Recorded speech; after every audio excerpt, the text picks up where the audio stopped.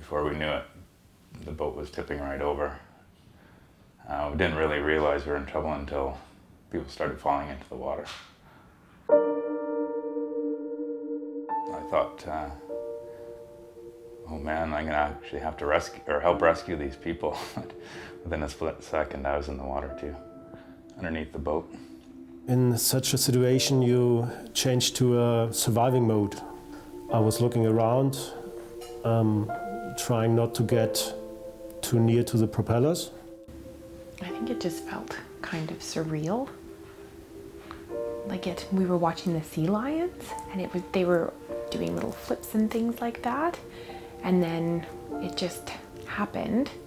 So you almost wondered if it did happen, if it was actually real.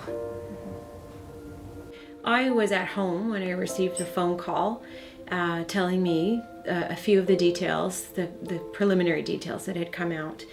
And I think for the first 60 seconds or so, I was in complete shock. A friend of mine text messaged me, and she told me, she sent a picture, a text message saying something's happening. And I received a phone call from one of our crew members to say that she just heard on the radio that a ship had gone down, and there was quite a number of potential casualties. I heard way too many sirens. There's been a couple instances of way too many sirens, so I just nosed out to see what was going on, as I'm a paramedic in town, and that's just what I needed to do. From probably half a mile, 3/4 of a mile away, we could see this sailboat shape when we saw the flare. I think every one of the group gets water into his lungs, and not also water, but oil and diesel. I'm trying to get holding on the railing, and I feel after 10-15 minutes I'm losing my power to hold me, and it was very difficult because the water was very cold. But once we got to the boat, we started going towards the life raft. They started pointing back towards the sunken boat. They said, "There's people over there. They need your help." And there was a guy clinging onto the boat, and he was exhausted. At this moment, I lost my conscience, and I have no power to help Clarence. He couldn't even lift his own knee up on the platform. He was so exhausted he couldn't even talk. Well, you know, I was after seeing the guy that we got aboard first. You know, everything, you know, started racing through me. That, you know, I got scared.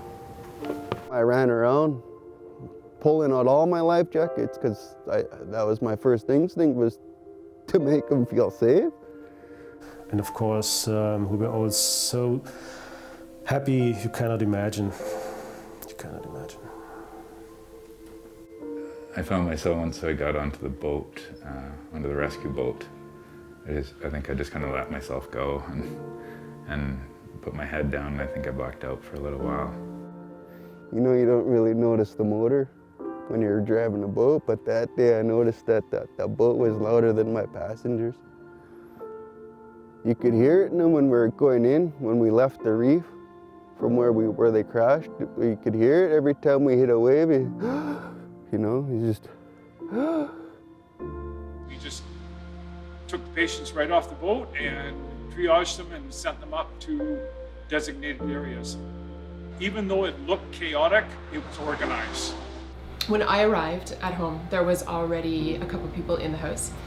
So it was definitely a scene that there were people in shock. There were people who were in physical distress as well as emotional distress.